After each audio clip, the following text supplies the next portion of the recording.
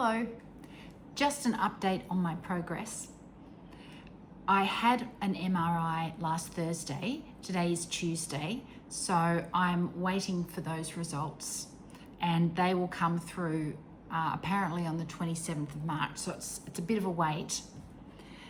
Previous to that, I did 7 sessions of hyperbaric oxygen therapy. So they were 1.5 hour sessions and I went down to 2.2 pressure. And that was a really good experience, loved it.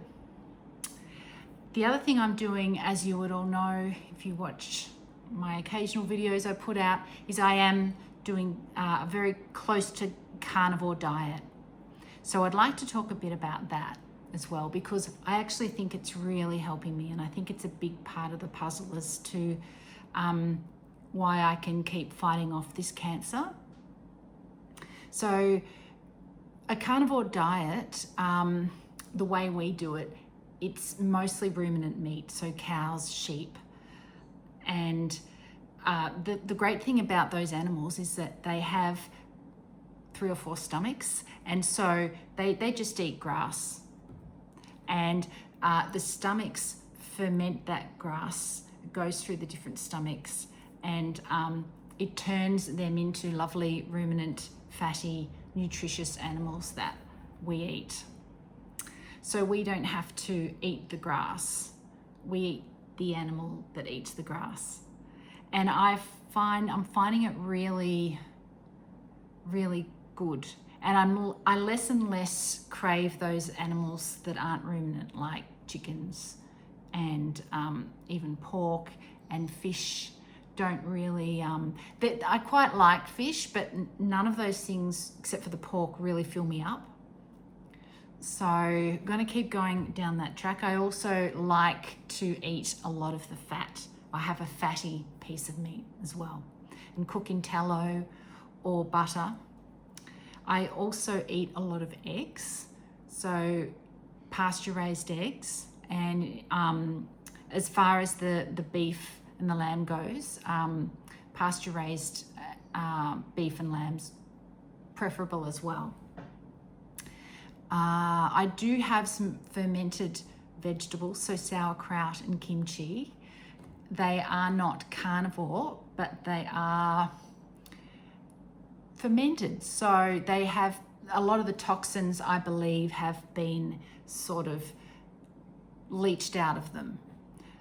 The theory being with carnivore that plants are toxic. It's a very generalized view. I'm not sure how much I agree with it. There's probably a lot of people who don't suffer with that, with anything negative for having plants, and there's probably a lot of people who just can't eat that much meat. Perfectly fine. I'm just talking about what I'm doing.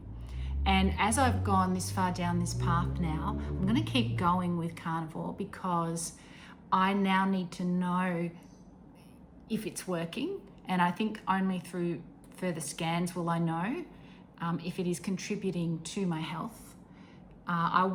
My assumption is, based on absolutely nothing, that this diet is the most important thing I do.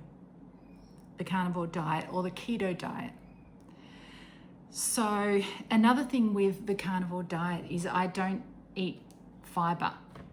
So that is very counterintuitive from what we've been told, but I haven't had a problem with my digestion, and I actually don't think fiber is particularly useful. And in fact, if you had IBS or diverticulitis, it might actually be harmful to you, and you might need to cut out the fiber. What else? Yes, so I've been doing a lot of gym and a lot of walking, and lifting heavier and heavier weights at the gym. The theory behind that is resistance exercise burns glucose and glutamine, the 2 fuels that, according to the metabolic theory of cancer, contribute to tumor growth. I'm always playing around with ideas. So a therapeutic ketogenic diet to treat cancer is actually an extremely high saturated fat diet. So we're talking 80% of the diet is fat, moderate amounts of protein, and as close to zero carbohydrates as you can do. The problem with that is that with all of, I've also been, glutamine gets basically used up in the body if you do resistance training. So it gets used up by the muscles. You can never get rid of it all, but that's why they recommend resistance training. But I need protein to do that. So that's just decent amounts. That's how I feel anyway. We'll see how we go. I'm always hanging my thoughts on this, on the results of the next scan. We'll see how that goes. The benefits I've had from carnivore, the reason I think this is the carnivore doing this is that I've heard lots of other carnivores talk about it, and when I listen to them talk, I think, oh, yeah, that's happened to me too. So my nails and my hair are growing faster, and they're also stronger. So I think that says a lot about my health.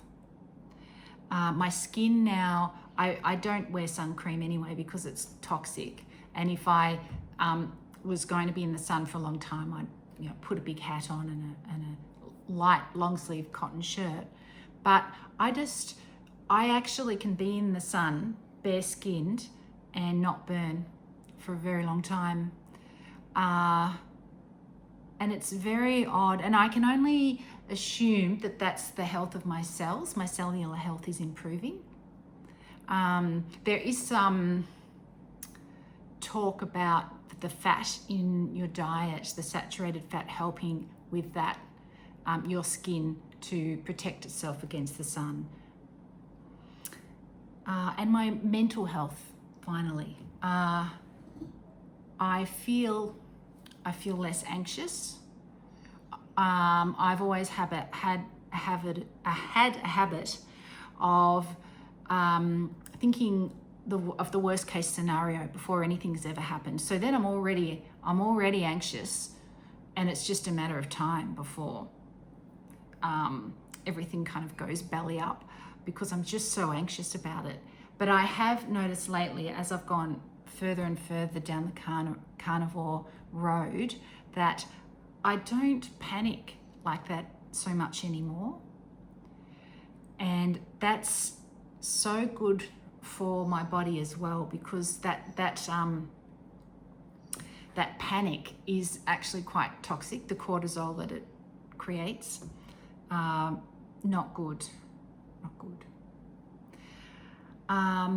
What else have I got to tell you? Just that my immunity is really good. I don't catch things anymore, touch wood. I sleep better.